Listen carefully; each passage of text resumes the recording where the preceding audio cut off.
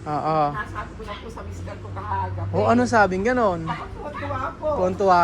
Opo. Oo. Yung una, sabi niya, Magandang araw po.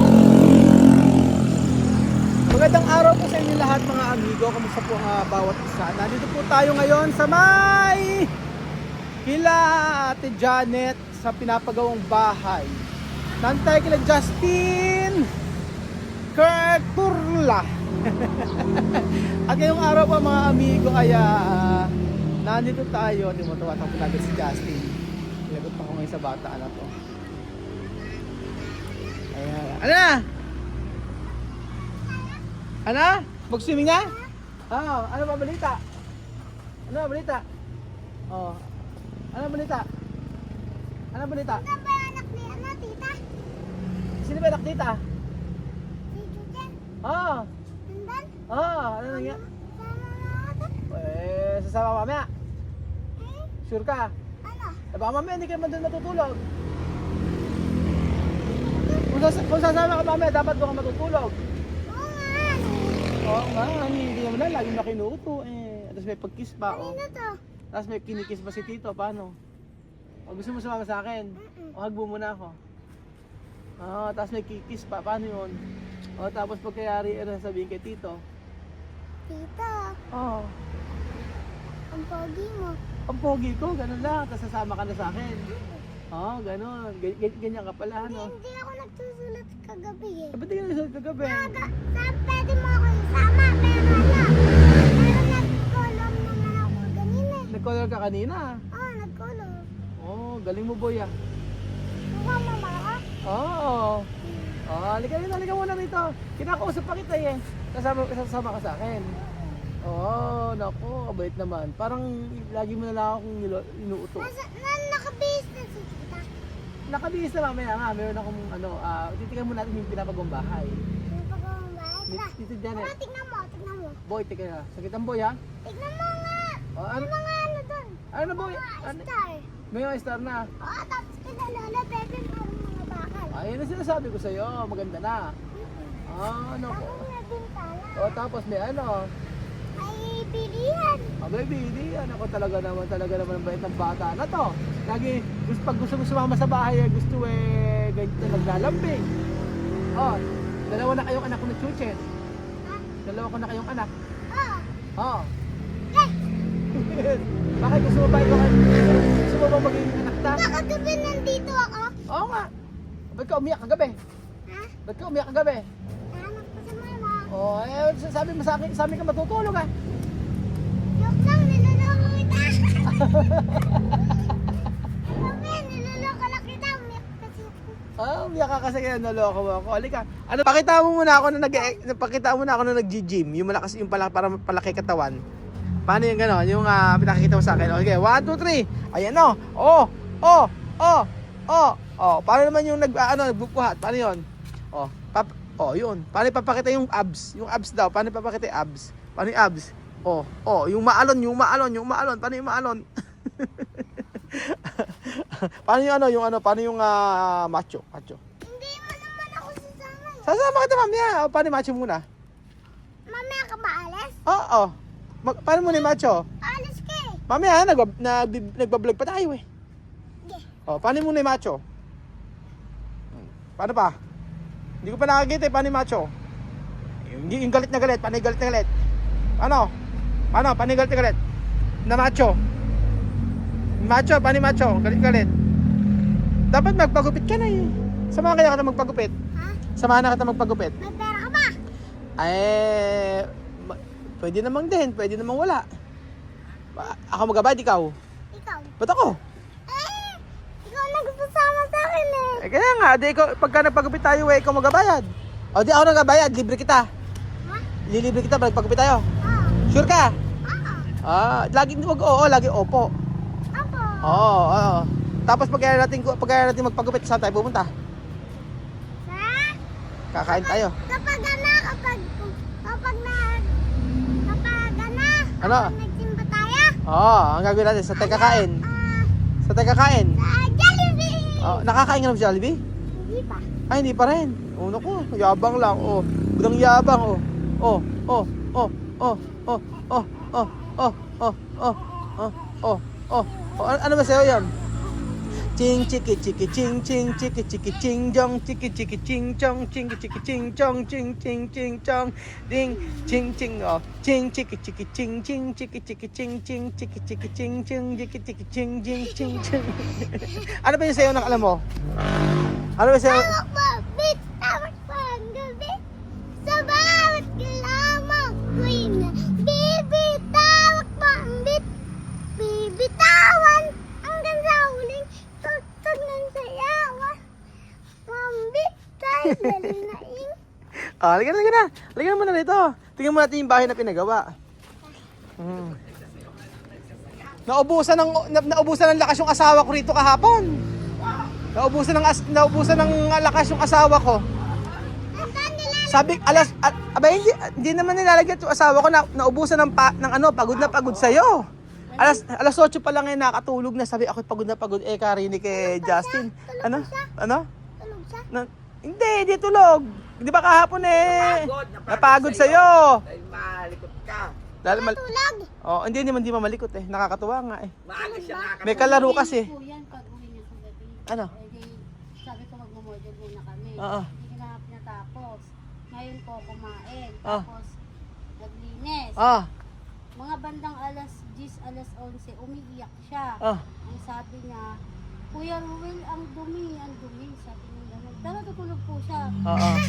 Na naginip lang. Nako, dapat palurok mo yon. Madumi. Ano ba yung madumi? Sabi, huweteng. Hindi ito po, hindi ganun po siya pagka maghapon na. Ang dami ngang alam Alam mo, sabi sa akin kahapon ito, Boy, yung aso Boy, yung aso na nasa gasaan na. Ano ba sabi? Ano ba sabi ko kahapon? Ang daming alam Nasa may sasakyan kami, dalawang aso. Oh. Dalawang aso. Oh. Dalawang aso. Ano yun, sa aso? Sabi, yung isang aso, Paano yung asong ulol? woo, woo. Paano yung asong matapang? Nakabili si Kuya Ron. Wah! Tag, tag, tag, tag. Tingnan mo natin yung ginawa. Ano ba nangyari kahapon? So, eto pa mga amigo, yung pinapagawa po kila at sa akin natulog. Hindi po sa loob. Nye. Eto na yung ginagawa po. Ayan, eto na siya. Okay naman na pala. Pwede na pala idiretso din. Opo. Didiretso na, sabihin ko. Po, yung diretso lang. Oo nga, sabi ko idiretso na kasi magbabaano din naman Papahakit pala ng buhangin. Opo. Natapos pala nila kahapon. Wala kasing pasok ngayon kaya yan yung natapos. Yun po lalagyan na po yung side na yun. Magandang hapon po. Akala ko hindi ka nakilala. Nung lumalapad, pero rin pala ka. Akala ko lumalapad. Malapad po talaga ako. Opo, malapit na po. At Ako ano? kasama ba ako sa... Sasama ka nga sa akin. Huwag ka na magbihis. Maya, huwag ka na magbihis. Nakabihis ka na. Ano pa bang kailangan mong bihis? Ayoko na ito, gusto ko na. Ano, pang swimming? Oh. Huwag ka na mag-swimming doon. Magsiswimming ako doon. Nanginginig nga kahapon nang nakita yung swimming pool gustong maligo alapan tubig. Kaya Oo. Liligo ako. Mamaya pagka natin. Dating natin. Dating natin. So eto na po mga amigo. Papatuloy ko na lang ito para at least dire-diretso na. Maganda nga yung ginawa nila kasi nag-ano po. Yung tinaasan talaga siya. Kasi dati ang ang bubong nila hanggang dito lang.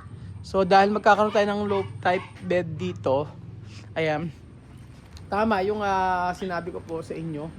Ang mangyayari po, low type bed po dito sa part na to. Tapos dito po ay magkakaroon ng parang salas.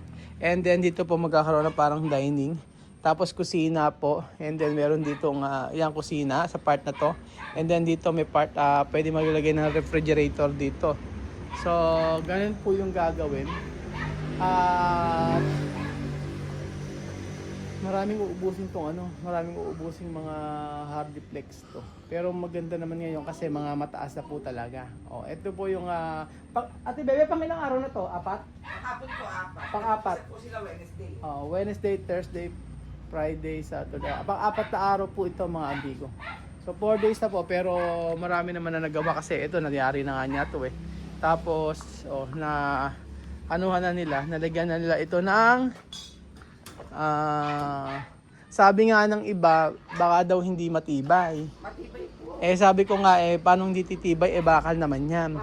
Tsaka wala pong aanayin. Opo, yun ang pinakamaganda. Yung tapos bukas pupunta ako dito. Meron yatang pinampapatay sa anay. Opo. Magdadala ako para at least Tapos dito po mga amigo, buhangin po yung mga ilalagay natin dito, yung parang sa lahar.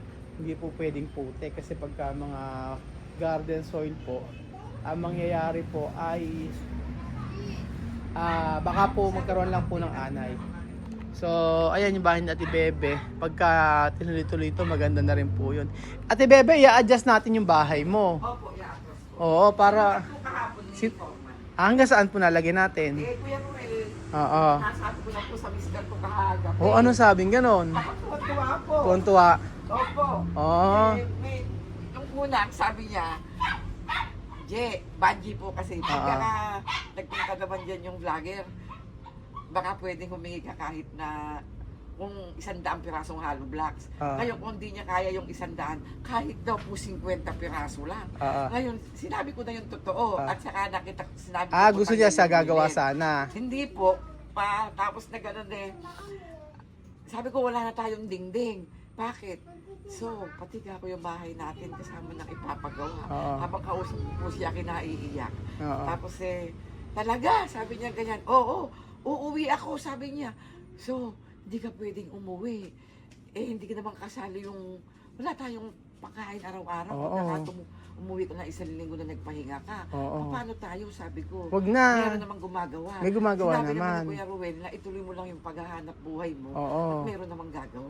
Para Huwag ka nang umuwi, siyempre sabi ko sa maggagamot kayo eh. Sobrang excited.